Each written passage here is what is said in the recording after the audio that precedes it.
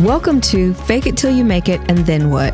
This is a conversation about being a mom, a wife, an author, and my journey through life. Hello. Welcome. Hope you are doing well. I tried a new recipe. I was baking. I love to bake in the fall and the winter. And I tried a new recipe. I have been eating more vegetables. I've been roasting vegetables like carrots and broccoli and potatoes and sweet potato. I'll just microwave a sweet potato and eat it. And they're just so good. You don't have to add anything. But I thought to myself, what if I tried sweet potato cornbread? And I got a recipe, and the recipe looked amazing, but my sweet potato cornbread didn't come out amazing. So I have to keep working on it, playing with it, testing out what cornmeal to use. What are some recipes that you like to cook in the winter when it gets cool, when it's cool outside and you just want something warm and cozy? One of the things I also like to make is chili. When I was younger, I did not like chili. I did not really eat heavy, like savory things. I was very bland, very plain, like American food. And now I really enjoy more flavorful foods. Now, I don't do it completely from scratch. I do use a box mix that gives me the seasoning. But like I add petite diced tomatoes and I add onions and I add garlic, and we like a lot of beans in our chili. I will use kidney beans, I'll use black beans, I'll use pinto beans. Sometimes I'll use all three. And we probably do as much beans as we do meat. So if there's a pound of meat, we probably have a pound of beans. Do you add beans or no beans to your chili? Do you like it spicy? Do you add green and red peppers? How do you like to cook your chili? What do you like to eat with your chili? Do you do cornbread? Do you eat it on rice? Growing up, my mom would make her chili, and it was amazing. She tends to cook more sweet. So her chili was sweet. It was not a lot of beans, but if she did add beans, it was pinto beans. And she would always serve the chili with rice. And so that's a lot of times I will cook rice, but now I play with the kind of rice. I don't just do jasmine rice. I may do basmati rice or short grain rice, just to play with different textures and flavors. What do you like to cook in your rice? Do you like to add just salt? Do you add onion and garlic? Do you add lemon? Do you add butter? I really enjoy playing with food and trying new recipes. I can remember when I worked for a company, we would have an annual chili cook-off, and there would also be a costume. There would be a chili cook-off and a costume competition. Now, I didn't cook chili. I didn't really participate in chili, but I would cook dessert. I make a really good pound cake. I have a recipe that I modified from a recipe from an Alabama cookbook of my mom's. She is from Alabama and has this amazing cookbook. It is probably 60, 70 years old. I don't know. It's really old. Like the pages are taped together. And so I started learning how to make my pound cake from this cookbook, and I evolved it and added some flavorings that I like. And so I would make my pound cake and people would eat it up and they're like, oh my gosh, it's amazing. I love it. So that was a fun memory that I have from the fall. Chili cook-off, baking desserts. Yeah. So this fall and winter season has me thinking about my journey and family traditions.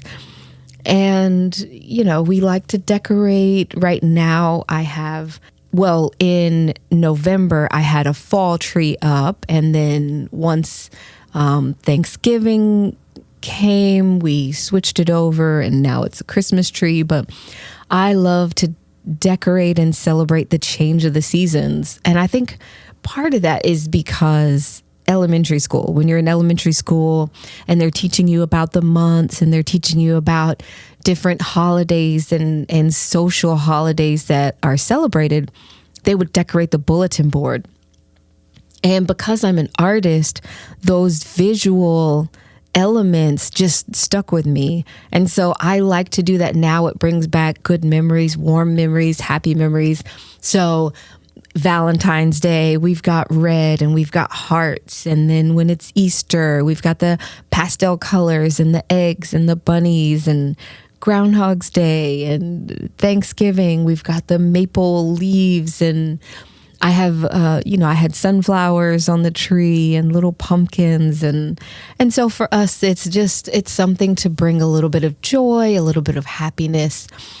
I remember during COVID, there was a period of time where people were just kind of in their house and sad and lonely. And so we started connecting on social media and people started decorating with Christmas lights. And they were like, these Christmas lights, it's a little thing, but it brings so much joy. It's making us feel so happy. And so that's what it is for me. The decorating is about using art and using creativity to celebrate life. So think about ways that you can celebrate day to day. It doesn't have to be decorating, but it could just be a moment of gratitude. If you write in a journal, take a moment to acknowledge the temperature outside. Maybe where you are, it's cool and you have sweaters and you get to wear a sweater. Take a moment and acknowledge that. I thank you for this warm sweater. If you have coffee or a favorite drink whenever it's cool, take a moment and inhale and be thankful for that warm beverage that you have. I like to drink tea and I like pumpkin spice latte.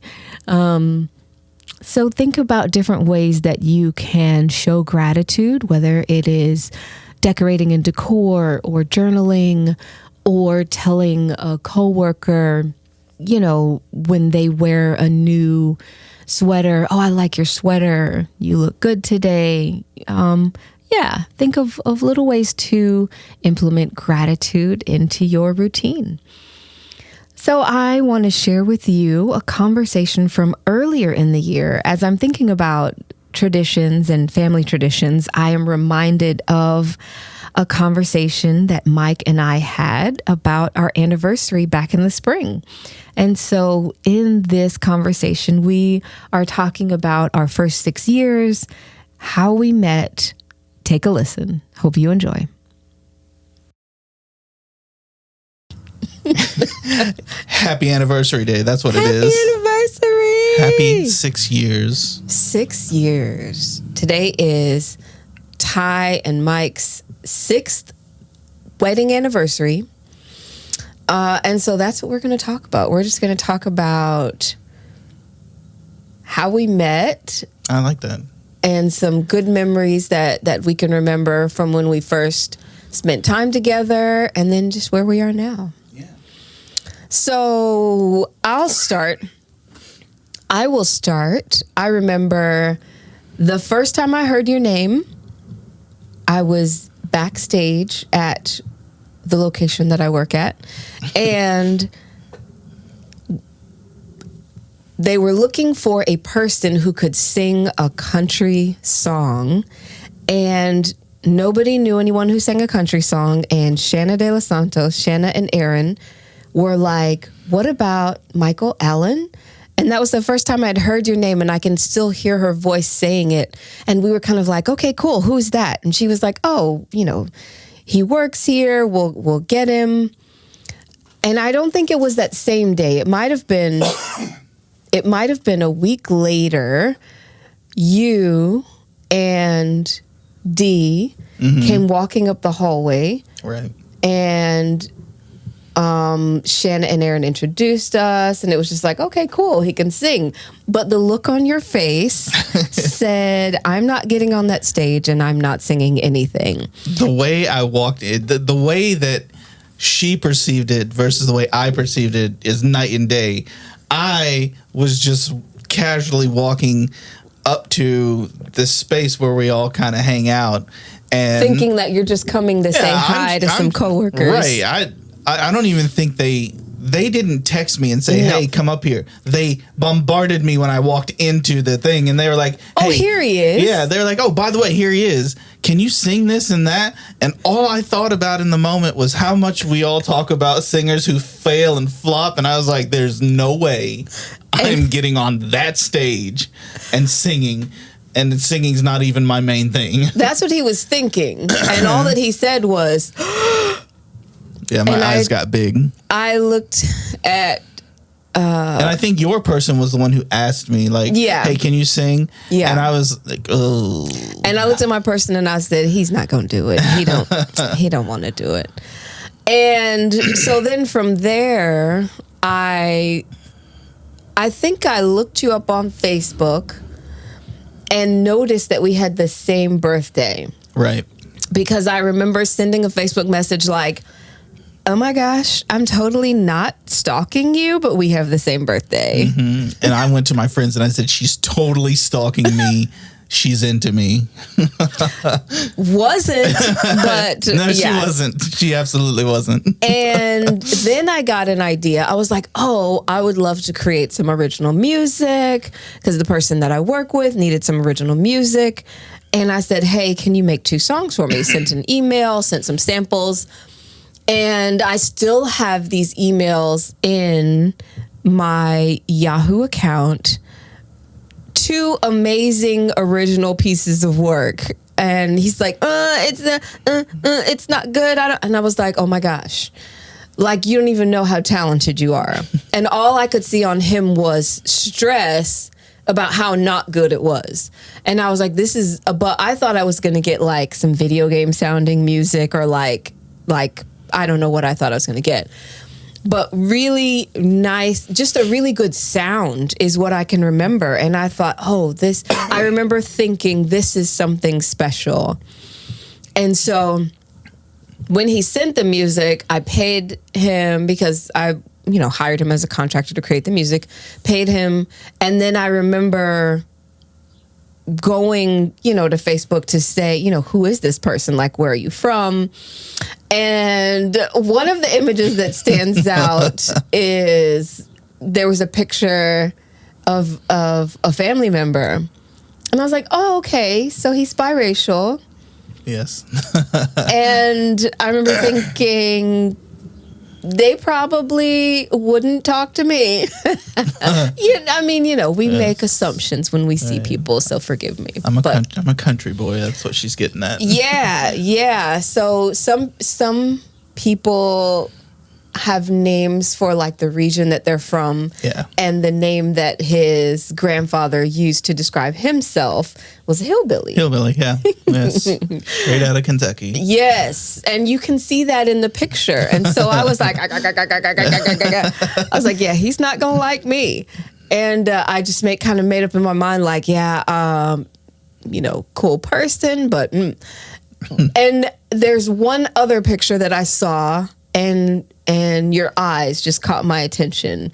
And I remember looking, and it was like, even though it was a picture, it was like our eyes connected. And I was like, oh, let me scrub through, like,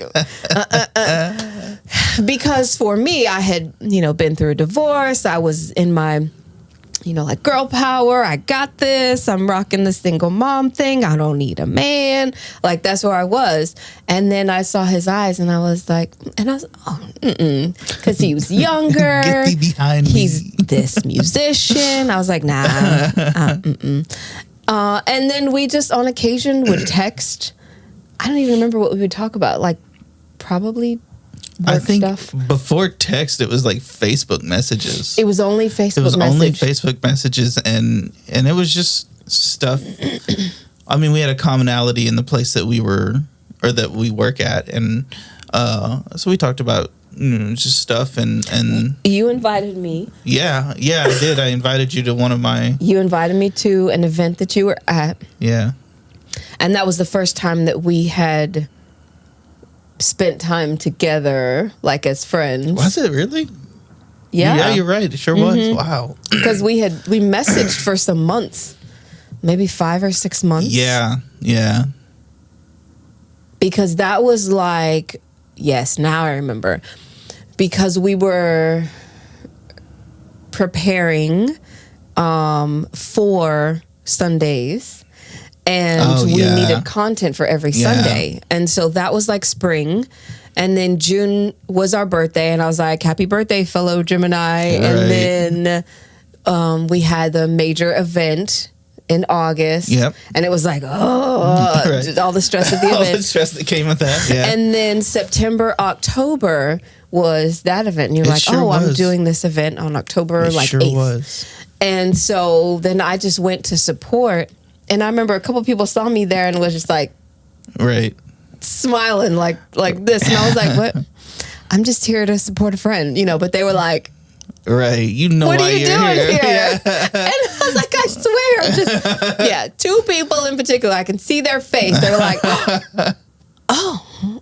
I was like, we're just friends. Like, and it happened to be an event where all the people that we were around all the time were present. Right. It's like, I didn't realize that so many of you would be here. Should have known, but yeah. But that night we sat in the car and just talked about, where we were in life, things that we wanted to see.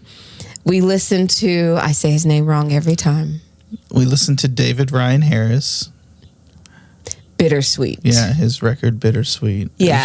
It's one of my favorite, it's always still one of my favorite records. And that was a point of connection. It was.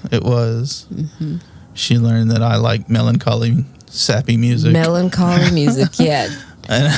Yes. Very melancholy, but I'm letting these songs play in the background like, this is how I feel about you. And she's like, you could say that, Yeah. Because I was saying other things. I was a bit indecisive, and it had nothing to do with, obviously she's the most beautiful woman in my life, so it had nothing to do with that. I had an idea in my mind of how I thought life should play out for me.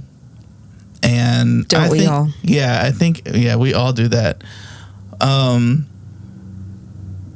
I wasn't opening up my mind to the possibility that there could be even better things. So, for example, he was like, you're great, but this is an X, this is an X, this is a red flag, so that's why we'll never work. I was like, where did that come from? I thought we were just listening to music. And I was just like, okay. Like, inside, I was like, I didn't want you anyway. And left like that night, like we hung out, listened to music, and left with the understanding that we're just gonna be friends. And I was cool with that because I was not looking to start dating. I was like, I don't care. And then on occasion we would still text and check in, and then eventually I don't remember our first date. I don't either, because whenever, and it's not that our first day wasn't memorable or anything, it's just that the amount of time we started spending with each other once we started dating, like, there were a lot of dates. So it wasn't like... Probably going down to the water. I feel like one of those... Oh, yeah, on the trail and stuff. And I think either I climbed the tree or you climbed the tree on that trail near where because there's the river and there was those like newer apartments. We walked there, And then you were talking about starting up running, and I was like, yeah, I'm not a runner. So Yeah. I was a runner. I still am in my mind. I still do it. I just, we got a little ways to go to get back to that. I can run. I don't like it. But yeah, I need to start running because, Yes. yeah. We're still working on our best selves in the physical form. But So, yeah, so that was kind of the start. And then we dated for, that was... And just to be clear, like I said, I had in my mind what I thought, and then I quickly realized how wrong I was. It was probably about 2 years. I think we dated about 2 years. Yeah, we dated, and even just when we started dating, I remember there was a week where she was like, I'm not talking to you anymore. Yeah, she's like, since you can't decide what you want, don't call me. And I was like, whoa, that's harsh. This is so dramatic. This is so, So I was like, wait a minute. That whole week was the worst week of my life. Yeah. I was like, I think at the end of the week, I blew up her phone. I was like, hey, yo. Every day. Hello. She was like, stop calling. Yeah, I was like, stop calling. I don't want to hear from you. I need a break from you to decide if I even want to be your friend. Yeah. And yeah. Valentine's Day. Yep. He was like, just let me take you out. Let's just go. And I was like, whatever.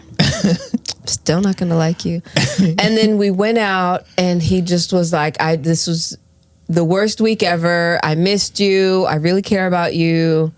And I was just like, well, let's just enjoy the park because we went for a walk. We like going, outside. We like outdoors, yeah. Doing trail walks and all that. So we went, to the local nature preserve. Yeah.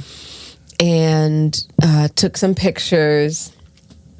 And I remember I was kind of back and forth, like, I'm not sure. And so then... I was very sure at that moment, by the way. He was very sure. I was like... I was writing a Taylor Swift song in my head about how I was going to make him see how great of a person I was, and then I was going to break his heart. Not break his heart, but... break it off. Yeah. Because it's like, you think that because blah, blah, blah, blah, blah, that I'm not going to be, I'm going to show you how good of a person that I am. And then ended up just not being able to let him go. So. Yeah. And I'm thankful for that. I realized a life without a Taiwi in it is not a life that I wanted to live, so I got serious about that thing. And then he was like, so I want to start talking marriage. I was like, I don't. I'm not. Nope. She made me wait a whole nother year. A whole year. And then finally we learned that my dad was sick, that he was going to pass soon. Because originally That's a story within itself. We were going to get married on our birthday, and we'll celebrate our anniversary and our birthday all on the same day. Yeah. And then found out I had gone away for a work trip and got a call that my dad was in the hospital. And my brother told me, he's like, yeah, I think this is it. And I remember thinking, oh gosh, like, I'm not ready. Right. And then we went ahead and moved it up. We planned it around a major work conference that we have. It's like, okay, we'll do it on this day. It's a Monday. That'll work. Scheduled everything. And he passed 1 week before the wedding. Literally. 1 week before the to wedding. the day, yeah. And so... yeah. And so we had the wedding, and I don't even remember, like, literally Mike did everything. Like, I was like, we'll need a wedding. He's like, yes, you do. You're going to have a wedding. And he planned it. I don't even remember how we chose the guests, because I talked to some people, and there was a few people who were like, I wasn't at your wedding. And I was like, I'm so sorry. I really don't even remember that time. Like, it was not for anyone who wasn't there, I'm so sorry. It was not that I wasn't thinking about you, but there were that I learned so much that in that period of life I learned how strong my wife is. I mean, I already knew she was strong, but like, I feel like most people would have just said, "Can we like push the wedding back?" Mm-hmm. And we absolutely could have. It wasn't like it was a, you know, there was all this money invested in down payment, you know, like, but she, you know, she pushed through however she pushes through things. Mm-hmm. And, you know, and we got married. My grandfather married us. Mm-hmm. And, I mean, it was still a amazing day, an amazing experience. And, yeah, I feel like I'll never know the extent of everything she was feeling in that moment. That week, that whole time period. But, you know, I just don't know anybody who's how you go through grief and joy at the same time. Like that is, her word is always bittersweet. Mm-hmm. That's kind of the word, which is ironic with that record and everything, but mm-hmm. that's kind of always the thing. It's intertwined through our journey. Like it was at the beginning. It was at the beginning when we met, then when we got married, and then just all throughout. It's a lot of bittersweet. Yeah. And I'm just kudos to her. Thanks, babe. That's our time. Thank you for joining. Thank you for listening in. Remember, you can follow me on social media, Ty Ayers Allen. If you have a question, if you just want me to read your letter, give you some encouragement, share a story with our listeners, laugh, email me, tyayersallen@gmail.com. Can't wait to hear from you. Thank you so much for joining me, and I wish you well.